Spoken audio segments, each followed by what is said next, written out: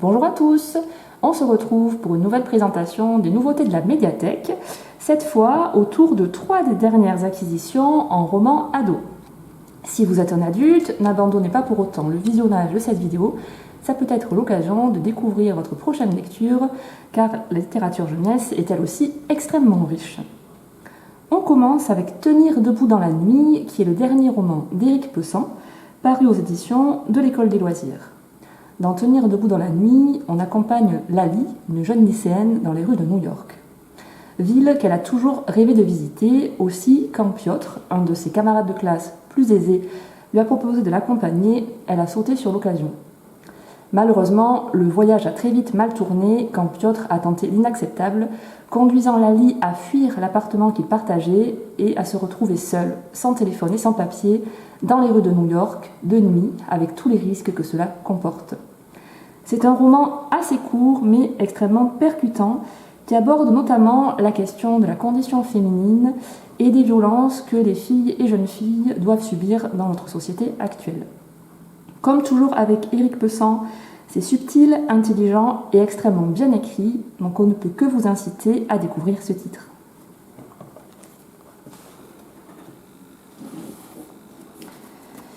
Dans un registre très différent, nous avons fait l'acquisition du premier tome d'une série, Les Chroniques de l'érable et du cerisier, et ce premier tome s'intitule Le Masque de No. C'est écrit par Camille Monceau et paru chez Gallimard Jeunesse. Cette fois, nous sommes plongés dans le Japon du XVIIe siècle, en compagnie d'Ichiro, un jeune garçon qui a été abandonné bébé et recueilli par un énigmatique samouraï qui lui a enseigné la voie du sabre au cœur des montagnes, extrêmement isolées de la civilisation. Mais un jour, Ichiro va devoir, suite à un événement, rejoindre la capitale et se confronter à son destin qui sera aussi palpitant que dangereux. Ce titre a été énormément partagé sur les réseaux sociaux avec beaucoup de critiques positives. Donc si vous avez envie de dépaysement ou que vous êtes amateur de culture japonaise, il est fait pour vous.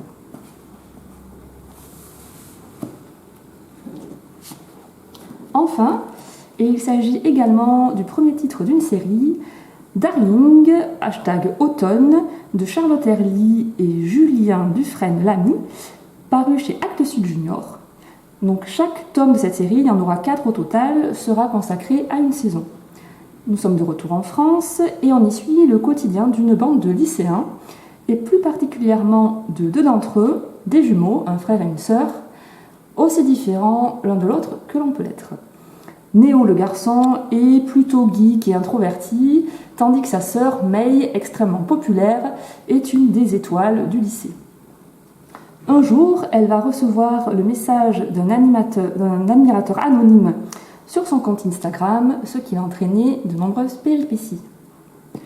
On est confronté à toutes les problématiques que peuvent vivre les adolescents, comme la question de l'amitié, du premier amour, mais aussi de la réputation et des ragots, le tout sur fond de réseaux sociaux, et l'on découvre l'influence parfois néfaste qu'ils peuvent avoir sur le quotidien.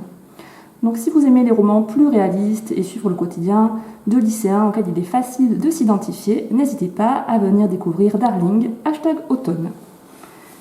Tous ces titres sont évidemment réservables et vous pouvez les commander via le Drive. À très bientôt!